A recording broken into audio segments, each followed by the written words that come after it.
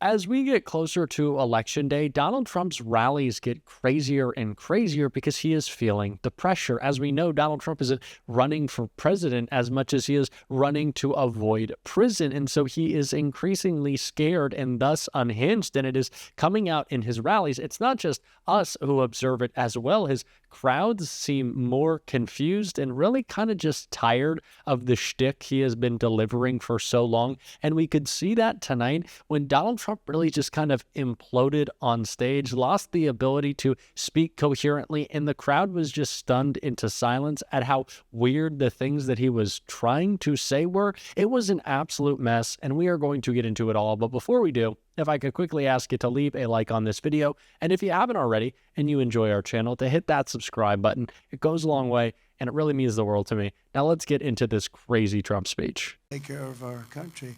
And now, of course, what's happening is you go to towns and cities all over the country, you can't have a hospital anyway because the migrants have literally taken over the beds, they've taken over the schools, they've taken over your son has a seat in school and he no longer has it because a migrant is they're giving him, they're saying, you go first, the migrants go first. As I said in the beginning of this video, of course, we have seen Donald Trump struggle to speak more and more, but when he can get a sentence out, it is usually his fear-mongering. What we're seeing right there, his incessant attacks on immigrants, and what he said right after it was even crazier and more shocking than what he said right there, which seems unimaginable, but it was an incredibly racist comment from Donald Trump that we see right here. These people pouring in, and they can look at him and they can see trouble. They go, trouble, trouble, trouble, trouble, no trouble, trouble, trouble.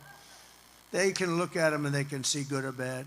He is saying the quiet part out loud. I guess we shouldn't be shocked that the racist guy is making racist comments, but he's really just letting it all loose at this point, isn't he? Saying that that's how Border Patrol can decide who is good and bad just based on how they look. And it's not really difficult to decipher what Donald Trump is trying to say here. Clearly a racist comment. No surprise there. But what is surprising, or maybe it even shouldn't be, is that MAGA is still caught up trying to feign outrage over President Biden saying another racist remark, the joke that was made at Donald Trump's Madison Square Garden rally, President Biden calling that disgusting rhetoric garbage. They're still latching onto that, and Donald Trump was complaining about it right here. And higher prices, you look at your food bills, you look at the cost of food items.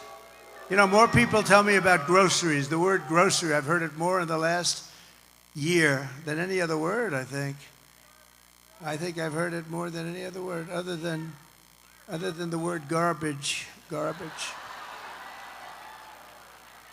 How stupid is a man to say that, right?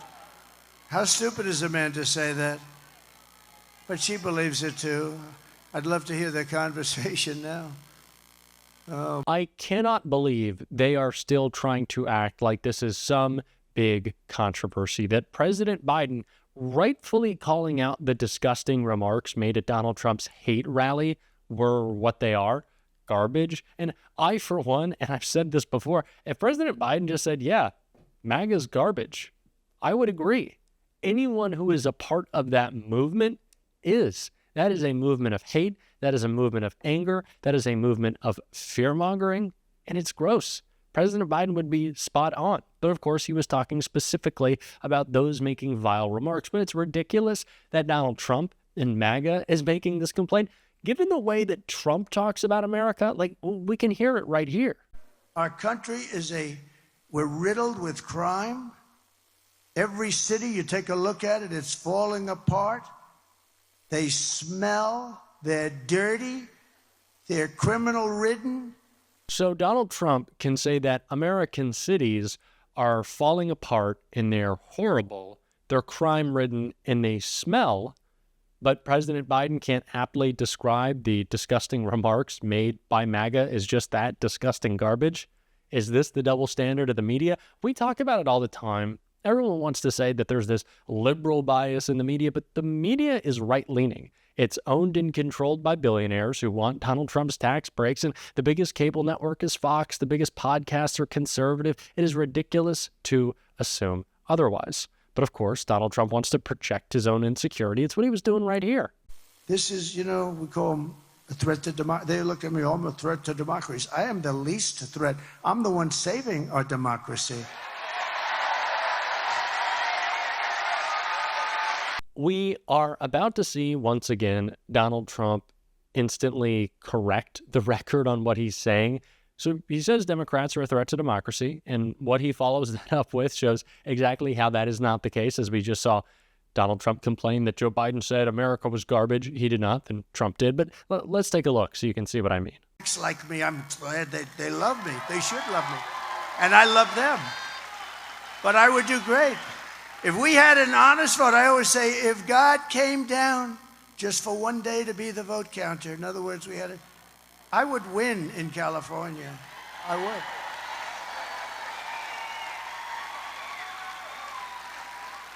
Donald Trump says Democrats are a threat to democracy, and then he said if Jesus was counting the votes, he'd win California, suggesting that there is something illegitimate about our elections, that they're rigged somehow.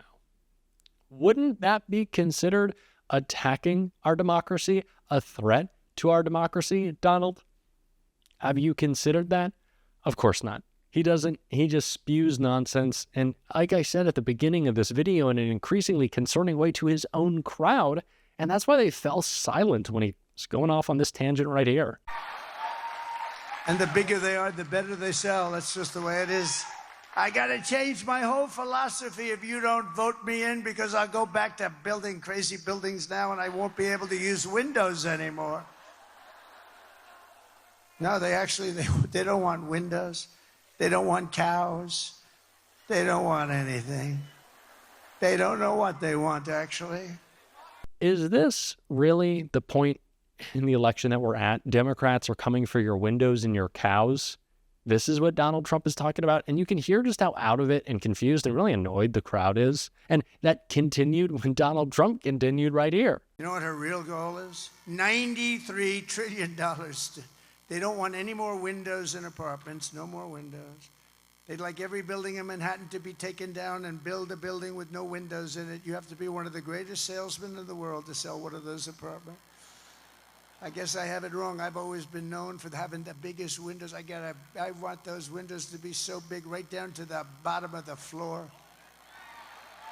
He is just incessant on this Windows talking point. Is this going to be a part of his closing argument? He doesn't really have a closing argument, but it appears like it is. Because once we know Trump latches onto a remark, he has to keep pushing it again and again and again. It's like what he said about how he wants to be women's protector, whether they like it or not, a remark he has rightfully been criticized for, very much so.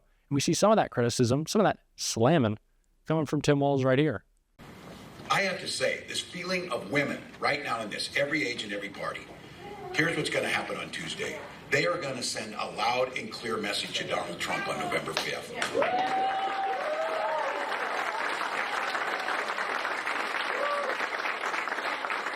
They're going to send that message whether he likes it or not.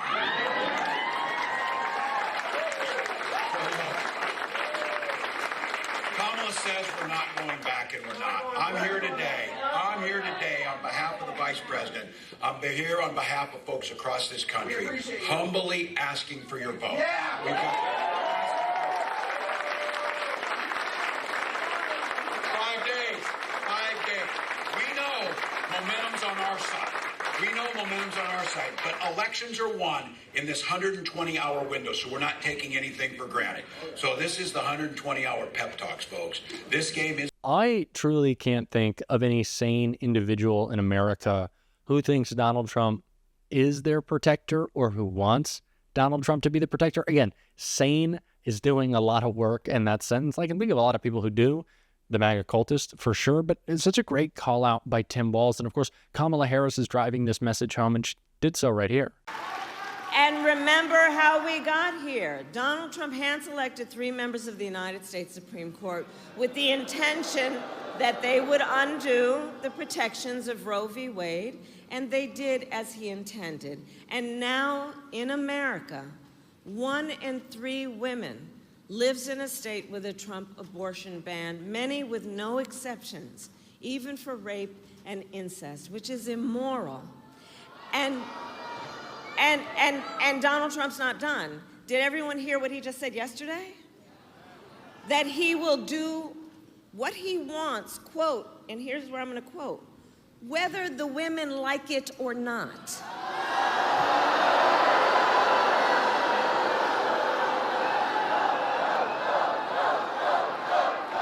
And we must vote because this is the thing. You know, there's a saying that you got to listen to people when they tell you who they are. And this is not the first time he has told us who he is. He does not believe women should have the agency and authority to make decisions about their own bodies. This is the same man who said women should be punished for their choices.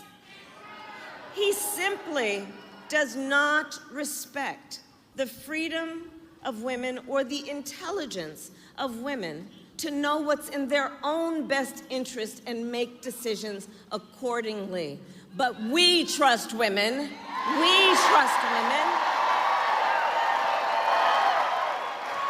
I think it's great the way that the Harris campaign is framing what Donald Trump is saying here. Not only his attacks on women's reproductive freedom, but the fact that Donald Trump wants to do whatever he wants, whenever he wants, and will not listen to anyone. And that is exactly what a second Trump administration would look like. Not just the bad policy, but the lack of guardrails. Donald Trump's insistence on being a dictator, his need for complete control, his changing whims that are incredibly scary. And that's why Kamala Harris continued to deliver that message in this clip right here. Former President Donald Trump has said that he would be a protector of women, whether they like it or not. What do you make of that, and how does that contrast with your views on women and their rights and needs? Well, I'll just speak on behalf of myself, but also the Americans that I speak with every day around our country, regardless of their gender, which is the majority of Americans believe that women are intelligent enough and should have and be respected for their agency to make decisions for themselves about what is in their best interest and not have their government, and certainly not Donald Trump, telling them what to do.